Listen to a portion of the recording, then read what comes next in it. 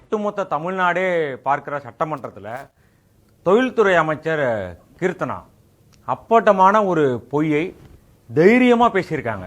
அது உண்மை மாதிரியே அவங்க பேசுகிற டோன் இருக்குல்ல, அதை நீங்களே கேளுங்க. எஸ்எஸ்ஜி குரூப் அவங்களையும் இம்ப்ரூவ் பண்றதுக்கு ஒரு புதிய, ஏன்னா இது வந்து முன்னாடியே வந்து பண்ணியிருக்காங்க. சின்ன பிள்ளைன்ற மதுரை மாவட்டத்தில் ஒருத்தவங்க இருந்தாங்க.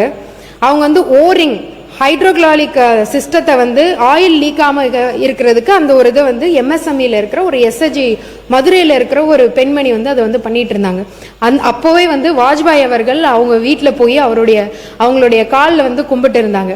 ஸோ அந்த மாதிரியான ஒரு திட்டத்தை நமது மாண்புமிகு முதல்வர் அவர்கள் இண்டஸ்ட்ரியும் எம்எஸ்எம்இயும் இணைத்து அங்க இருக்க எஸ்எஸ்ஜி குரூப் பெண்களும் வளர வேண்டும் அப்படின்றத இன்னைக்கு வலியுறுத்தியிருக்காங்க. நம்ம எல்லாருக்குமே தெரியும், மதுரையை சேர்ந்த சின்ன பிள்ளை அவங்க எதற்காக புகழ் பெற்றவர், எதுக்காக முன்னாள் பிரதமர் வாஜ்பாய் அவங்களுடைய காலில் விழுந்தார் அப்படின்றது நம்ம எல்லாருக்குமே தெரியும். நம்ம பேப்பர்ல படிச்சிருக்கோம், டிவியில பார்த்துருக்கோம்.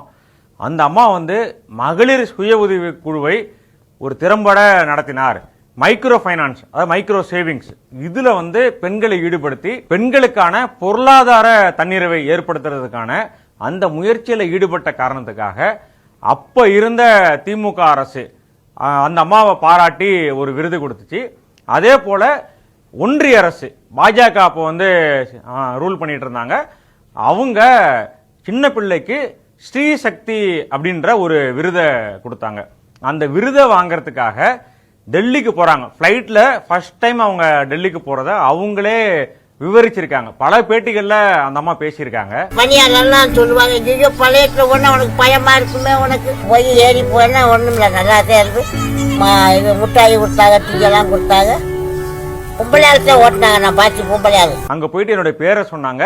நான் விருது வாங்க போகும்போது நாட்டினுடைய பிரதமராக இருந்த அவ்வளவு பெரிய தலைவர் வாஜ்பாய் என்னுடைய காலில் திடீர்னு விழுந்துட்டாரு, நான் வந்து பதறி போய் அவங்கள தூக்கி விட்டேன் அப்படின்னு அந்த அம்மா பேட்டியில தெளிவா சொல்லியிருக்காங்க. பல பேப்பர்ல அந்த பேட்டி வந்திருக்கு, யூடியூப்ஸ்ல அந்த பேட்டி இருக்கு, இப்பவும் கூட இருக்கு.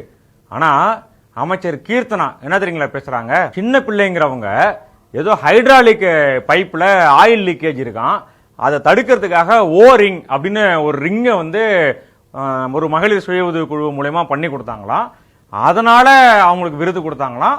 வாஜ்பாய் வந்து அந்த அம்மாவுடைய வீட்டுக்கு வந்து காலில் விழுந்தாராம் அப்படின்னு சட்டமன்றத்தில் ஒரு விஷயத்தை வெரிஃபை பண்ணாம பல பேருக்கும் தெரிந்த ஒரு உண்மையை எவ்வளவு துணிச்சலா ஒரு பொய்யான தகவலை சட்டமன்றத்தில் பதிவு செஞ்சிட்டு இருக்காங்க. இவங்க இதே மாதிரி தான் எல்லா விஷயத்துக்கும் அடிச்சு பேசுறது, உண்மை மாதிரியே பேசுறது.